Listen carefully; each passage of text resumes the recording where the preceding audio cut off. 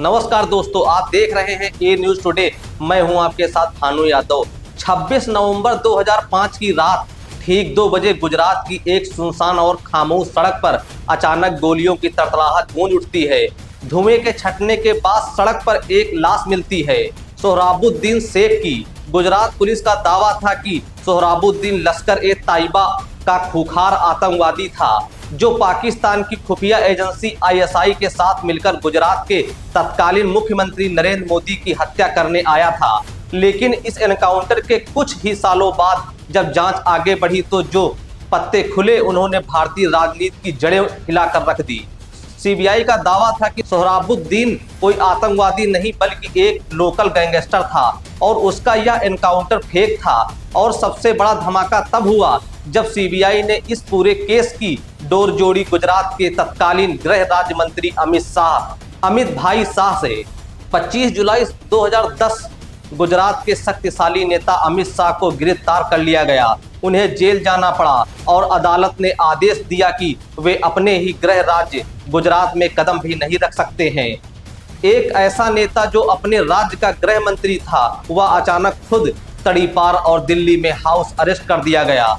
उस वक्त किसी ने सपने में भी नहीं सोचा था कि जिस नेता का राजनीतिक करियर खत्म माना जा रहा था, वही नेता सिर्फ 4 सालों में दिल्ली की सत्ता का सबसे बड़ा किंग मेकर बनेगा और भारत का सबसे शक्तिशाली गृह मंत्री कहलाएगा। तो आखिर क्या थी सोहराबुद्दीन एनकाउंटर की असली कहानी? कैसे जेल की ठंडी रातों और तड़ीपारी की अपमानजनक स्थिति से निकलकर अमित शाह ने भारतीय राजनीति का नक्शा ही बदल दिया? आइए जानते हैं इस पूरी अनसुनी दास्तान में।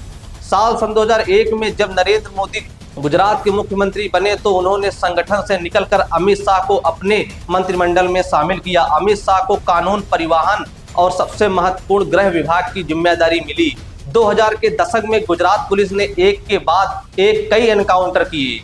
सादिक जमाल सन 2003, इशरत जहां सन 2004, सोहराबुद्दीन शेख सन 2005 और तुलसीराम प्रजापति सन 2006। इनमें से सोहराबुद्दीन एनकाउंटर सबसे विस्फोटक साबित हुआ। सीबीआई ने अपनी चार्जशीट में संगीन आरोप लगाए कि सोहराबुद्दीन को मुंबई से किडनैप किया गया था और इस पूरे ऑपरेशन को अंजाम देने के लिए पीछे राजनीतिक इशारे थे। 25 जुलाई सन 2010 को जब अमित शाह की गिरफ्तारी हुई तो गुजरात से लेकर दिल्ली तक हड़कंप मच गया। लेकिन उस संकट की घड़ी में नरेंद्र मोदी खुलकर मीडिया के सामने आए और उन्होंने साफ शब्दों में कहा, अमित शाह निर्दोष हैं, यह पूरी तरह से एक राजनीतिक साजिश है। 3 महीने बाद 29 अक्टूबर सन 2010 को गुजरात हाई कोर्ट ने अमित शाह को जमानत दे दी। लेकिन कहानी यहाँ खत्म नहीं हुई। अगले ही दिन सीबीआई सुप्रीम कोर्ट पहुंची और यह दलील देते हुए कि वे सबूतों को प्रभावित कर सकते हैं, अमित शाह के गुजरात प्रवेश पर रोक लगवा दी। अमित शाह को अपना घर, अपना राज छोड़ना पड़ा। वे दिल्ली के गुजरात भवन में रहने लगे, तड़ी पार होकर। लेकिन अमित शाह को समझने के लिए हमें थोड़ा पीछे जाना होगा। 22 अक्टूबर 1964 को मुंबई के एक गुजराती परिवार में जन्मे अमित शाह ने अपनी शुरुआती जिंदगी गुजरात में बिताई। बायोकेमिस्ट्री की पढ़ाई करने वाले अमित शाह का दिल शुरू से ही राष्ट्रीय स्वयंसेवक संघ आरएसएस में धड़कता था। 1982 18 साल के युवा अमित शाह की मुलाकात 32 साल के प्रचारक नरेंद्र मोदी से हुई। यह सिर्फ 2 इंसानों का मिलना नहीं था, यह उस जोड़ी की शुरुआत थी जिसने आगे चलकर भारत की किस्मत लिखनी थी। अमित शाह की असली ताकत थी माइक्रो मैनेजमेंट और संगठन क्षमता। 1991 में उन्होंने गांधीनगर से लाल कृष्ण आडवाणी के चुनाव प्रचार की कमान संभाली और ऐसा बूथ मैनेजमेंट दिखाया कि सब हैरान रह गए। 1995 में जब भाजपा ने पहली बार गुजरात में अपने दम पर सरकार बनाई तो उसके पीछे मोदी और शाह की सालों की वो मेहनत थी जिसमें उन्होंने कांग्रेस के कैडर और स्थानीय पंचायतों को गणित को जड़ से उखाड़ फेंका था। परिणाम है पिछले 30 सालों से गुजरात में भाजपा को कोई नहीं डिगा पाया। अब लौटते हैं 2010 की दिल्ली वाली तड़ीपार पर। दुनिया को लगा कि अमित शाह खत्म हो चुके हैं, लेकिन दिल्ली के गुजरात भवन के एक छोटे से कमरे में बैठकर अमित शाह कुछ और ही रच रहे थे। वे चुपचाप घंटों भारत के नक्शे, हर राज्य के वोटिंग पैटर्न, जातिगत आंकड़ों और चुनावी डेमोग्राफी का अध्ययन करते रहे। उन्होंने भारत के हर राज्य, हर लोकसभा सीट की माइक्रो स्टडी की।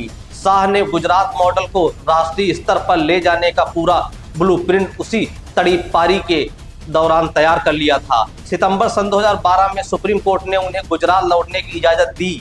शाह वापस लौटे, चुनाव लड़ा और जीते, लेकिन अब उनका लक्ष्य गुजरात नहीं दिल्ली का तख्त था। जब भाजपा ने नरेंद्र मोदी को प्रधानमंत्री पद का उम्मीदवार बनाया तो पूरे देश के सबसे बड़े राज्य उत्तर प्रदेश की कमान सौंपी गई अमित शाह को। उत्तर प्रदेश जहां सपा, बसपा और कांग्रेस का दशकों पुराना राजनीतिक कब्जा था, अमित शाह ने पूरे देश को 543 सीटों का चुनाव नहीं माना, बल्कि उसे 543 अलग अलग शतरंज के बोर्ड की तरह देखा।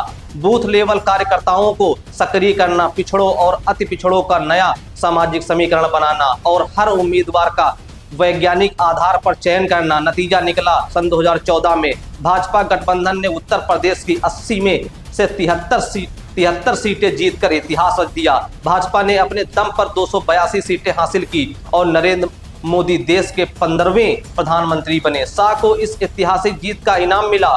वे महज 49 साल की उम्र में भारतीय जनता पार्टी के राष्ट्रीय अध्यक्ष बने और इसी साल सन 2014 के अंत में मुंबई की विशेष सीबीआई अदालत ने सोहराबुद्दीन एनकाउंटर केस में अमित शाह को सबूतों के अभाव में पूरी तरह से बरी कर दिया। क्लीन चिट मिलने के बाद शाह ने पीछे मुड़कर नहीं देखा।